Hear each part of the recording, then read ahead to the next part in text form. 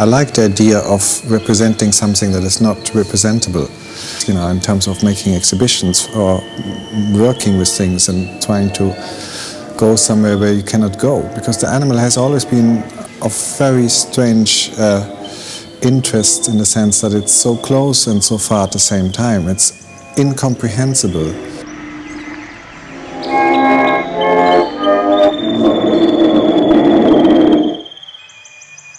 Some years ago you forced the public to, when they entered the exhibition, to eat an apple.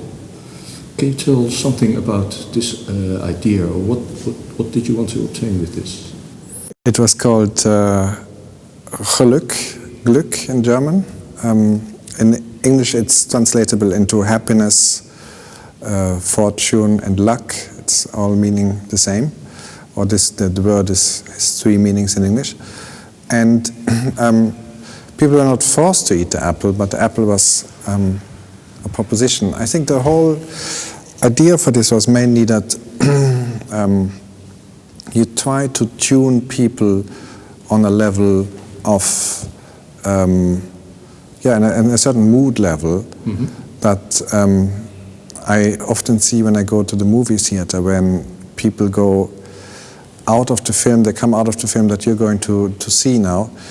If it's a strong film, it can be, you know, they're all very sad, or they're all very happy and gigglish, and I think, wow, that was a great comedy.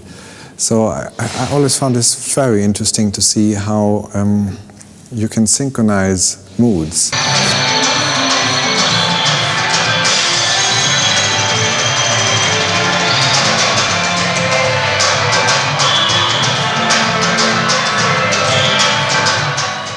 You can actually provide this kind of scenario where you can go in and very much depending on who you are, you know, if you're a child or if you're older, what kind of background you have, personality questions, whatever, you still take something out of it. The same as with the film. You get something that is your personal, you know, moment of, in this case, happiness or unhappiness that fits specifically into you.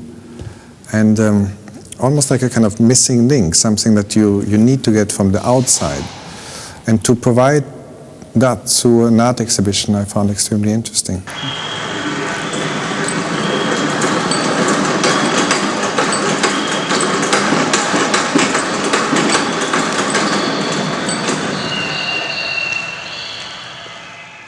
And in this exhibition, Divided, you do give the public the title, probably as a starting point to visit and see the show. This is on purpose? Yes, because first of all I think I always work a long time with the title. I like it to be something that you know, doesn't explain but brings you on the track and makes you think.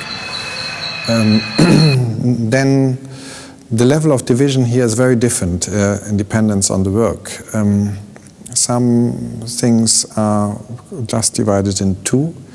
Some things are divided in multiple entities, or like the concept that I explained, that you take the half of the divided and divide it again.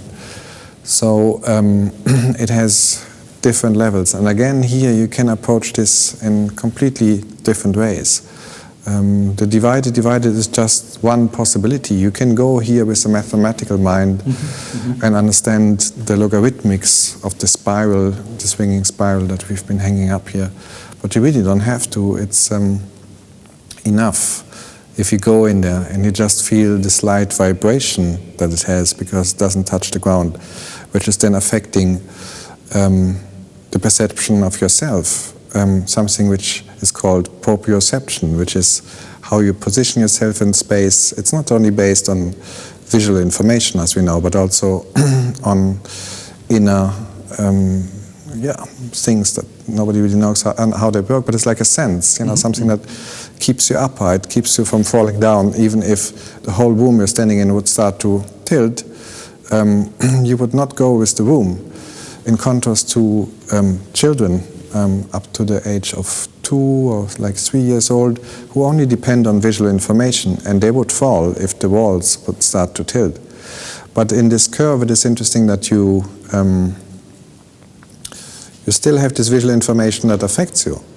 So it makes you, even though it's so subtle that you don't really realize it unless somebody is touching it, you feel it right away. Something is wrong, something is...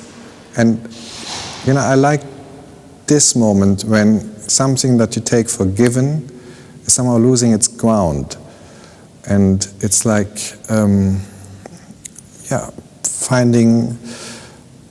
having to find out again what this really is. Something that you thought for a long time was already solved. You have it, you got that, you know, and time to move on. But then suddenly these things, which are really the foundations of not only how you behave in a social context, but also how you think about yourself. If that's again shaken, then I'm very happy. Thank you.